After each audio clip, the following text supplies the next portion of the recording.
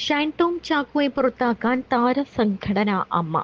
സംഘടന ad hoc committee ഭാരവാഹികൾ കൂടിയാലോചന നടത്തി. ഷൈൻ ടോം ചാക്കോയെ പുറത്താക്കിക്കൊണ്ടുള്ള തീരുമാനം ഉടൻ ഉണ്ടായേക്കും. സിനിമാ സെറ്റിൽ ലഹരി ഉപയോഗിച്ച് മോശമായി പെരുമാറിയെന്ന് കഴിഞ്ഞ ദിവസം നടി വിൻസി അലോഷ്യസ് പരാതി പറഞ്ഞത് നടൻ ഷൈൻ ടോം ചാക്കോയെക്കുറിച്ചാണെന്ന വിവരം പുറത്തുവന്നിരുന്നു.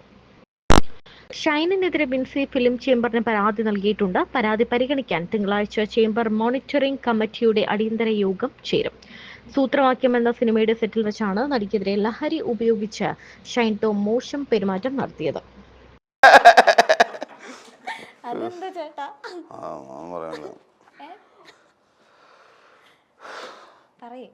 ഞാൻ ഇങ്ങനെ ജോലി ഫുൾ ടൈം ഇതിങ്ങനെ ഇന്റർവ്യൂവിന് വരുമ്പോൾ നമ്മൾ കുറച്ച് ജോലിയിട്ടിരിക്കുന്നോ.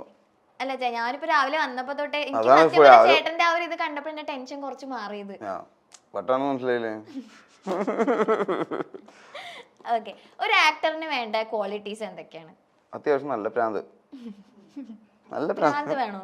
പ്രാന്ത് വേണം. വേണം. പ്രാന്തുള്ളവനെ ഒരു ഇപ്പൊ നാണം പാടില്ല. നാണത്തിനെയാണ് നമ്മൾ ഓവർകം ചെയ്യേണ്ടത് എപ്പോഴും. കാരണം അതാണല്ലോ എല്ലായിടത്തും പ്രശ്നം. നമുക്ക് ഇവിടെ ഒരു ശബ്ദമുണ്ടാക്കാൻ അല്ലെങ്കിൽ ഒരു ആക്ടിവിറ്റി ചെയ്യാൻ നമ്മൾ ഏറ്റവും ഇപ്പൊ ഒരു പെട്ടെന്നൊരു സദസ്സിലേക്ക് കയറി നമ്മളിതൊന്നും ചെയ്യില്ലല്ലോ. അപ്പോൾ നാണമില്ലായ്മ എന്ന് പറഞ്ഞു കഴിഞ്ഞാൽ മാനമില്ലായ്മയല്ല, അത് ഈ പറഞ്ഞ പോലെ സ്ഥലവുമായിട്ട് പരിചിതമാവണം നമ്മൾ എപ്പോഴും. ഒരു ആക്ടർ എവിടെ ചെന്നാലും അത് തൻ്റെ വീടാണെന്ന് വിചാരിക്കുക. മനസ്സിലായി? ബോക്സിങ് ഇപ്പം നമ്മുടെ ഫർഹാൻ അക്തറിന്റെ ബോക്സിംഗ് പടം കണ്ടിട്ടുണ്ടോ? കണ്ടിട്ടുണ്ടായിരുന്നു. തൂഫാൻ കണ്ടിരുന്നു. അതിലൊരു ബോക്സിംഗ് കോച്ച് പറയുന്നുണ്ട് ഫർഹാൻ അക്തറിന്റെ ബോക്സിംഗ് റിംഗ് കാണിച്ചിട്ട്, ദിസ് ഈസ് യുവർ ഹോം. ഇതിന്റെ മുക്കും മൂലയിൽ നിനക്ക് വളരെയധികം പരിചിതമാണ്. മനസ്സിലായ? ഇരുട്ടത്ത് പോലും. അപ്പൊ നിനക്ക് ഈസി ആവും അത്. അപ്പൊ നമ്മൾ ഒരു ആക്ടർ എവിടെ ചെന്നാലും അത് തൻ്റെ വീടാണ്, തൻ്റെ മുറിയാണെന്ന് ആ രീതിയിൽ റിലാക്സ്ഡ് ആവണം, കംഫർട്ട് ആവണം. അപ്പോൾ നമുക്ക് പെർഫോം ചെയ്യാൻ പറ്റുള്ളൂ. അപ്പോൾ നമ്മൾ എന്താ ചെയ്യേണ്ടത്? അതിനെ കിളിപോയ അവസ്ഥയിലാവും. കിളിപോയ അവസ്ഥ എന്ന് പറയുന്നത് വളരെ മോശമായിട്ടുള്ളൊരു അവസ്ഥയല്ല. മനസ്സിലായ? അതായത് കിളിപോയ അവസ്ഥ എന്ന് പറഞ്ഞാൽ പ്രാന്താണല്ലോ, നേരത്തെ പറഞ്ഞ പോലെ. ആ പ്രാന്ത് അത്യാവശ്യത്തിന് ഉണ്ടായി കഴിഞ്ഞാൽ നമുക്ക് നാണം ഉണ്ടാവില്ല. നാണം മാറണം. അപ്പൊ ആ സ്ഥലവുമായി പരിചിതമാവണം. ആ സ്ഥലവുമായി പരിചിതമായി കഴിഞ്ഞാൽ നിനക്ക് അവിടെ സർക്കസ് കളിക്കാം. പിന്നെ താളലയം അത് പിന്നെ ഉണ്ടെങ്കിൽ വളരെയധികം ഹെൽപ്പ് ചെയ്യും ആക്ടറിനെ. താളവും ലയവും ഉണ്ടായി കഴിഞ്ഞാൽ. താളവും ലയവും ഇല്ലാത്ത ആക്ടറിനെ നമുക്ക് കാണുമ്പോൾ തന്നെ ഒരു ഫ്ലെക്സിബിലിറ്റി ഇല്ല എന്ന് പറയില്ലേ നമ്മള്. ചിലർ നല്ല ഫ്ലെക്സിബിൾ ആണെന്ന് പറയല്ലോ, അതാണ് ഈ താളലയത്തിന്റെ. ചേട്ടൻ ഈ മൂവി ഫീൽഡിലേക്ക് വന്നതിന് മുന്നേ എന്താ ചെയ്തോണ്ടിരുന്നത്? Plus two. ബികോം പഠിച്ചില്ലേ ചേട്ടൻ? ബികോമിന് വെറുതെ പോയിന്നുള്ളൂ. 10-16 പേപ്പർ കിട്ടാണ്ട്. ആണോ? കംപ്ലീറ്റ് ചെയ്തില്ല?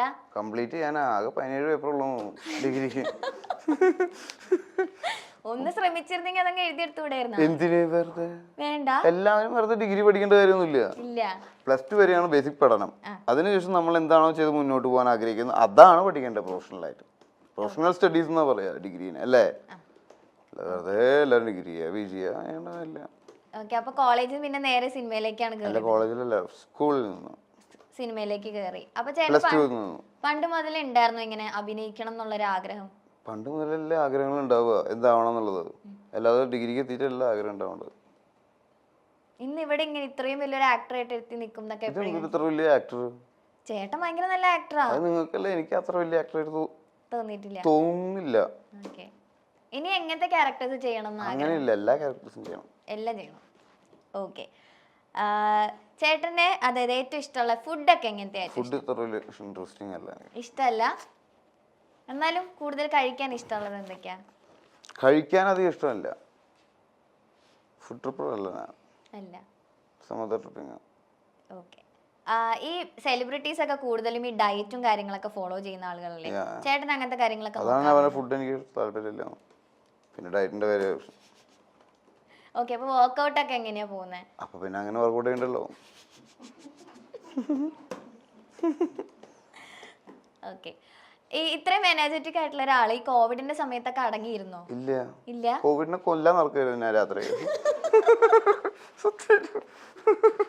രാത്രിയാകുമ്പോ തോക്കെടുത്ത് കോവിഡ്.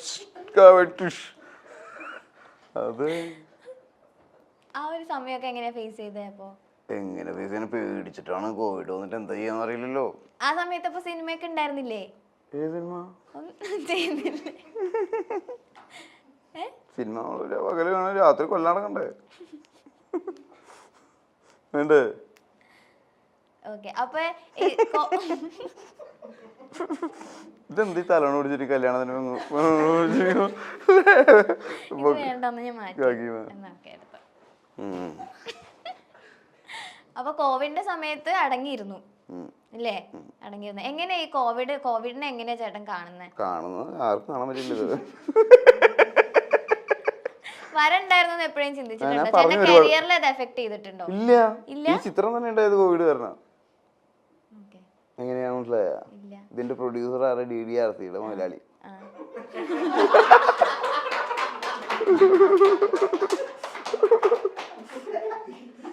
DDRC എന്താണെന്നറിയോ? എന്താണ്?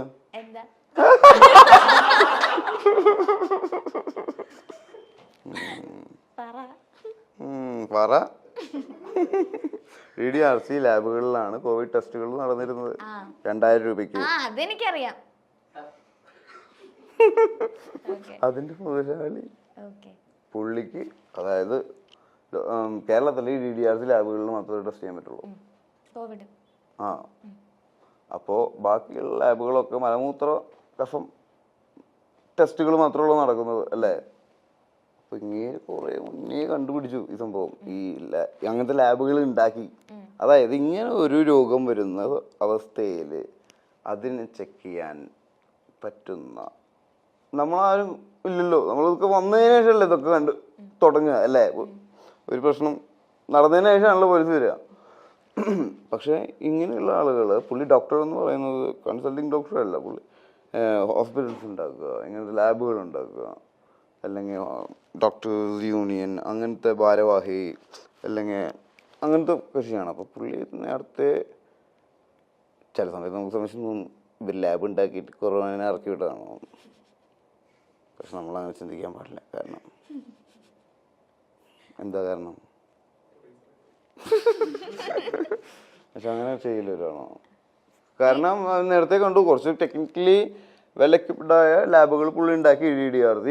ആ ലാബുകളിൽ എത്ര ടെസ്റ്റുകൾ നടന്നു. അവരൊക്കെ കുറച്ചുകൂടെ രക്ഷപ്പെട്ടത് ആ സമയത്താ. ആര്? ഈ DDRC പോയോളും. അതെ, ഇത്രയും ആളുകൾ കേറി ഇറങ്ങല്ലേ? അല്ലെങ്കിൽ വല്ലപ്പോഴും ഒന്ന് ടെസ്റ്റ് ചെയ്യാനൊക്കെ അല്ലേ പോവാറുള്ളൂ. എന്ത് DDRC?